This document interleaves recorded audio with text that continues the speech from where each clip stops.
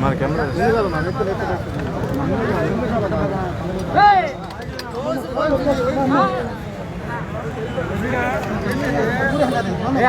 వెళ్తాం లోగు కాదు వాయిస్ వెళ్తాం లోగు కాదు కానీ ఆ లోగోలే కనిపించారు కెమెరా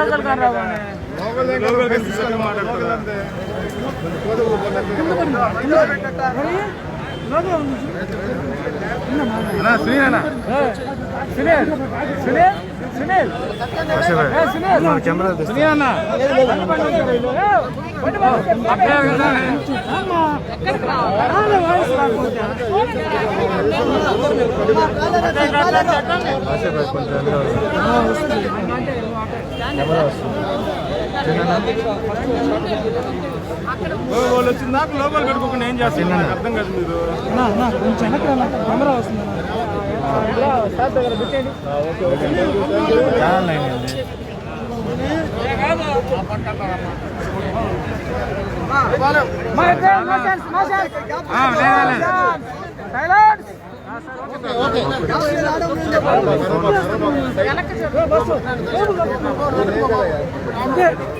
మేడం మేడం అక్కడే ఉండండి మీరు రావద్దు సార్ కవర్ చేయండి బాబు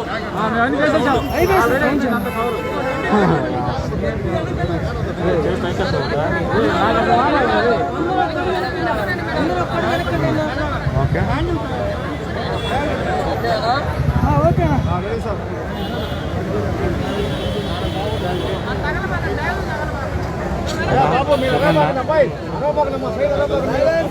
జూమ్ చేసి ఫోన్ వస్తుంది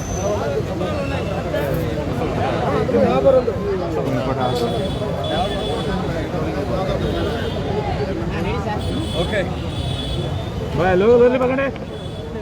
ఓకే సార్ అందరికీ నమస్కారం. ఈరోజు ప్రపంచంలోనే ఎక్కడ తమ భూములిచ్చి ఈ దేశం కోసం ఈ రాష్ట్రం కోసం రైతులు వేలాది మంది రైతులు 29,000 మంది రైతులు దాదాపు 33 వేల ఎకరాలు అంటే ఒక్కొక్క రైతు 1.5 ఎకరా 2 ఎకరాలు 3 ఎకరాలు 1/2 సెంటు 50 సెంట్లు ఉండే రైతులు ఈ తెలుగు రాష్ట్రానికి ఒక రాజధాని లేదు. ఈ రాష్ట్ర బిడ్డల భవిష్యత్తు కావాలంటే ఈ రాష్ట్రం అభివృద్ధి చెందాలి. ఎక్కడ కానీ ఒక రాజధాని లేని రాష్ట్రం ప్రపంచంలో ఎక్కడా లేదు, ఒక నవ్య ఆంధ్రప్రదేశ్ తప్ప. ఇటువంటి రాష్ట్రానికి రాజధాని కావాలి అని చంద్రబాబు నాయుడు గారు ఒక పిలుపునిస్తే రైతులు 1 సెంటు భూమికి కావాలంటే ప్రాణం ఇస్తారు కానీ సెంటు భూమి ఒక రైతు ఇవ్వడు. మనం చూస్తాం స్నేహితాలు బంధుత్వాలు అనేక రకమైన తగాలు భూమి కాడు వస్తుంటాయి. ఈరోజు అటువంటి భూమిని రైతు తన ప్రాణం కన్నా ఎక్కువ చూసుకునే భూమిని ఈరోజు ఈ రాష్ట్రం కోసం అమ్ముకోలేదండి. 33,000 ఎకరాలు అమ్ముకోలేదు. ఇక్కడ కృష్ణాపట్నం పోర్టు కాడ రైతులు అమ్ముకున్నారు, అక్కడ అమ్ముకోలేదు. ఈ యొక్క రాష్ట్ర ఆ రోజు ఉండే ప్రభుత్వం ముఖ్యమంత్రి నారా చంద్రబాబు నాయుడు గారు ఉన్నప్పుడు ఆయన పైన ఉండే నమ్మకం ఈ రాష్ట్రాన్ని ముందుకు తీసుకెళ్తాడనే ఒక నమ్మకంతో 33,000 ఎకరాలు రైతులు ఈరోజు ల్యాండ్ పూలింగ్ లో ఇచ్చారు. అంటే ఈ రాష్ట్రం అభివృద్ధి జరిగితే వాళ్ళు కానీ అభివృద్ధి చెందుతారు. అంత నమ్మకంగా 33,000 ఎకరాలు ఇచ్చారు. ఇది ఒక ప్రపంచ రికార్డు. ఇది గిన్నీస్ బుక్ ఆఫ్ రికార్డ్స్ లో ఎక్కాల్సిన ఒక పరిస్థితి ఇది. ఈరోజు ఎప్పుడు కానీ ఒక ప్రభుత్వం 5 సంవత్సరాలు ఉంటుంది, ప్రజలు మళ్ళా కోరుకుంటే వస్తుంది, ప్రజలు మార్పు కోరుకుంటే ఆ ప్రభుత్వం ఉండదు.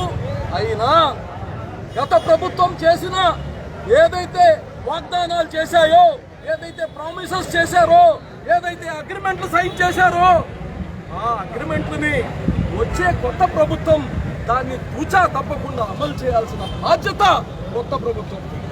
ఈరోజు సిఆర్డిఏని క్యాన్సిల్ చేసేసి సిఆర్డిఏ ఆ రైతులతో అన్ని అగ్రిమెంట్ చేశారు.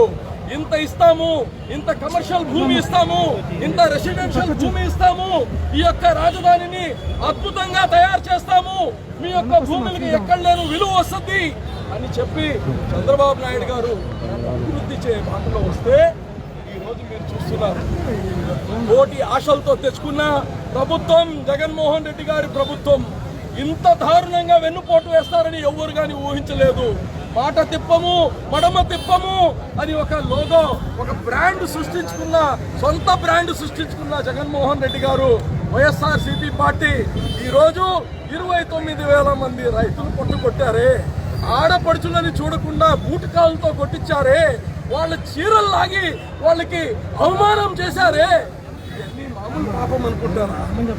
ఈ భూమి పైన, ఈ రాష్ట్రం పైన ఆడపడుచులు కన్నీరు ఉండి దగ్గర కనీసం అక్కడ కొద్దిగా కానీ మనకు భాగ్యం కలగదని మనందరికీ తెలుసు.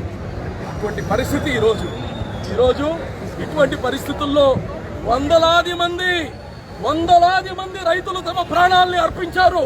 హార్ట్ అటాక్లు వచ్చిన వాళ్ళు, ఎండల్లో సన్ స్ట్రోక్ వచ్చి చనిపోయిన వాళ్ళు, వీళ్ళు చేసిన ఒత్తిళ్లకి హార్ట్ స్ట్రోక్ వచ్చి చనిపోయిన వాళ్ళు ఎంతో మంది.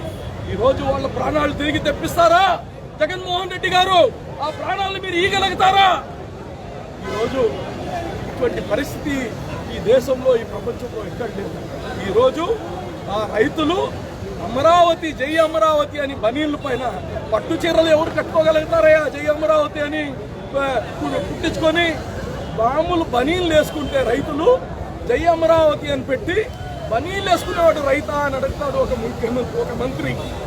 నాకు అర్థం అవ్వట్లేదు, వీళ్ళు మంత్రియా లేకపోతే చైనా బజార్లో దొంగ సరుకులు అమ్ముకునేవాళ్ళు? నాకైతే అర్థమవుతుంది.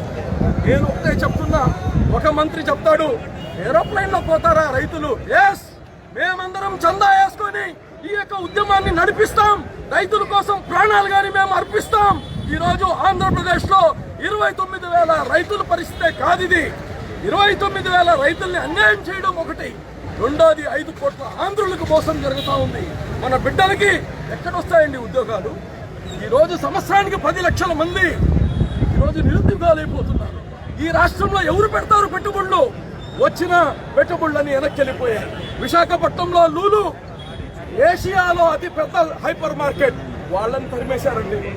అలాగనే అదానిని తరిమేశారండి. ఈరోజు ఫ్రాంక్లిన్ టెంపుల్టన్ ఈ ప్రపంచంలో 500 ఫార్చ్యూన్ కంపెనీస్లో ఒక కంపెనీ టెంపుల్టన్, దాన్ని తరిమేశారండి. అలాగనే ఇక్కడ రామాయపట్నంలో 20,000 కోట్ల రూపాయలతో పేపర్ మిల్ తీసుకొని వస్తే ఆ పేపర్ మిల్ తరిమేశారండి. వీళ్ళ మన బిడ్డల భవిష్యత్తు బాగా చేసేవాళ్ళు, వీళ్ళ మన బిడ్డలకి దిక్సూచి. ఈరోజు మేము చెప్పేది ఒకటే, ఈ రాష్ట్రానికి ఒకే రాజధాని ఉండాలి. మత కలహాలు సృష్టిస్తున్నారు, ప్రాంతీయ కలహాలు సృష్టిస్తున్నారు. నెల్లూరు వాళ్ళకి విశాఖపట్నం పెడితే ఎంత దూరం పోవాలండి? చిత్తూరు వాళ్ళు విశాఖపట్నంకి ఎగ్జిక్యూటివ్ క్యాపిటల్ పెడితే ఎక్కడ పోవాలండి? ఇదన్నీ ఒక దుర్మార్గం జరుగుతూ ఉంది. ఇది మతాల పేరు పైన, కులాల పేరు పైన ప్రజల్లో రెచ్చగొట్టడం తప్ప ఇంకొకటి ఏం లేదు. మేము కోరేది ఒకటే, ఈరోజు ఒకే రాష్ట్రం, ఒకే రాజధాని ఉండాలి, అది అమరావతి ఉండాలి. మేమందరం తెలుగుదేశం పార్టీ తరపు నుంచి ప్రతి ఒక్క కార్యకర్త, నాయకులు, మేమందరం కానీ అమరావతి రైతుల కోసం ప్రాణాలు కానీ అర్పించడానికి మేము రెడీ అని కానీ ఈరోజు మీ అందరి ముందు తెలియజేస్తా ఉన్నాం. ఈరోజు ఇంత గొప్ప కార్యక్రమం మా సోదరుడు నెల్లూరు నగర నియోజకవర్గ ఇన్ఛార్జ్ శ్రీనివాసులు రెడ్డి గారు, అలాగనే రూరల్లో ఉండే అందరూ కలిసి బ్రహ్మాండంగా దీన్ని రైతుల కోసం ఈరోజు పాదయాత్ర చేసి దీన్ని ఘన విజయం చేసినానికి ఇక్కడ పార్టిసిపేట్ చేసిన ప్రతి ఒక్కరికి, ముఖ్యంగా శ్రీనివాస్ రెడ్డికి అభినందనలు తెలియజేస్తున్నాను.